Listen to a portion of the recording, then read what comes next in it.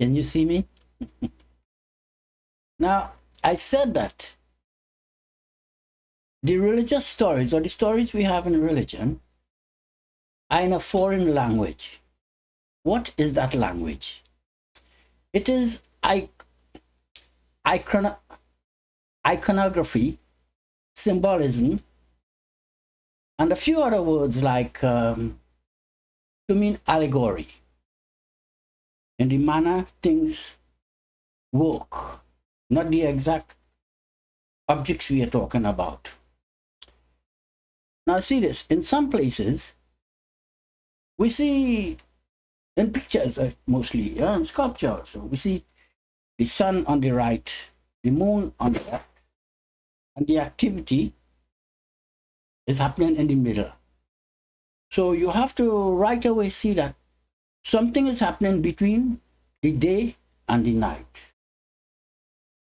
And what is between the day and the night? The evening. Most of the stories refer to that period in time, the evening. In some stories, we see warriors where the brilliant one will say, a brilliant warrior keeps the sun at his back and his shadow in front of him. What does that mean is that at the end of the day, the sun is past, and the shadow is all the emotions that turn around during the day. This is what come to him as shadows in the evening. And even sometimes in some stories, we see warriors fighting with shadows. In my story, one story, I am there.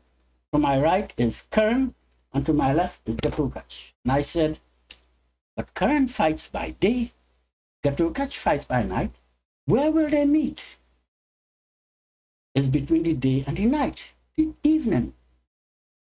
I thought you would sort of work that out.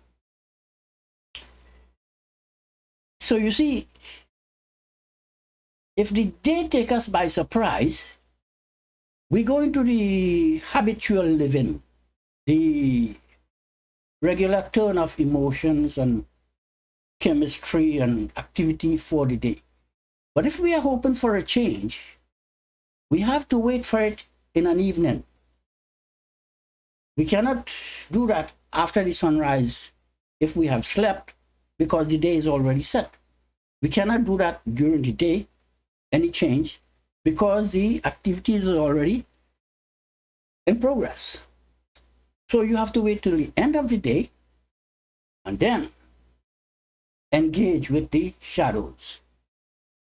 Now, somewhere else I say, our thoughts and dreams come from the same place. So whatever activity is set for the day, your thoughts keep rolling for that. And how the night settle, the dream creates the following day. So now, where do you want to do this yoga and meditation? I mean, when do you want to do this yoga and meditation? In the evening. And you might find 3 to 6 o'clock, no, 6 o'clock to 9 o'clock is a very good stretch for this activity. Now, for myself, I have talked about battlefield, warriors, and weapons. And I picked the Drona chakra as my battleground. I picked Kichak as my warrior, and the Pashupata as the absolute weapon. See, the Drona chakra is the established obsession. Everybody's got their spot where they like to pass some time in their life. And the Pashupata is the absolute weapon, but you cannot really engage that weapon. You have to find some other way to get around that. And as for Kichak, you have to see this as the power to will. And in a life, you might find that sexual virility is the most powerful. And this is what incarnates, come in the body. And how else we say it, manifests in the mind. And there, man or the activity is constructed and we go out into the world. Now, how do we see, how a good way to see this Pashupata? Suppose you get up early in the morning, you get out your cave, you go looking for breakfast. Picking up birds' eggs, maybe catching a rabbit, and a tiger jumps out at you. Where's all your hunger and your ambitions and your what you're going to do or not do? All this is gone from you. This is total annihilation. And it works out. A good slap in the head can be equally effective. Now, in my case, if I talk about my Drona Chakra or my battlefield or where my warrior might be, is in the discotheque. If you ever seen the discotheque in the 70s, you know what I'm talking about. Now, I say, I have met the God of plenty. You know that God who say, I am that I am. And I said, me too. And then I go around the world until I come to the funeral prayer. And in another story, I met the God who says, I am that, I am that. And I followed that until I went to the end of the world and fall off. So I encountered the, let's say, two good gods in my time. In my stories I'm talking about. Now, in this dream today, I am with two girls. It's a nice looking nice woman.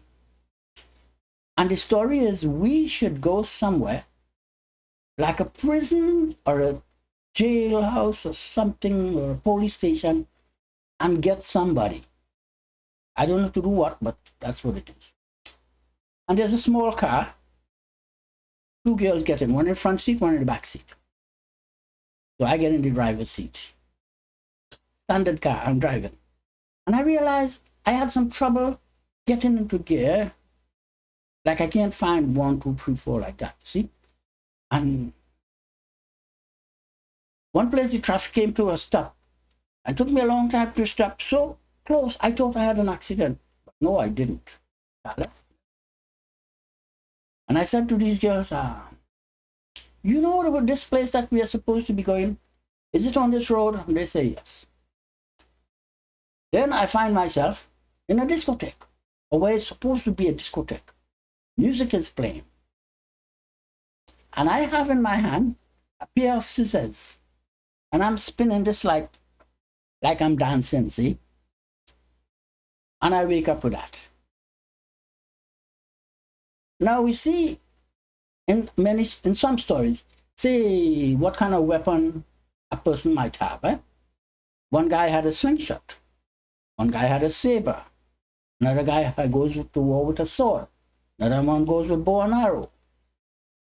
It depends on the story and the god and whatever it is. But in my case, what do I have? A pair of scissors. You know what that means?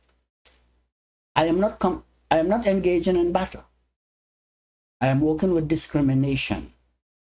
Like a scissors cut through things, separate them. By the power of discrimination, I meet that person who I was supposed to meet somewhere. Well, I didn't meet him, but you see the trouble with that is that if you meet the opponent just for engaging, you are tainted. You only have to know who the opponent is, where he might exist. And in my case, I apply discrimination to that part. And there I am free of that. You know, be the only Lord. I am Aten Raj Indra Nath, interpreter.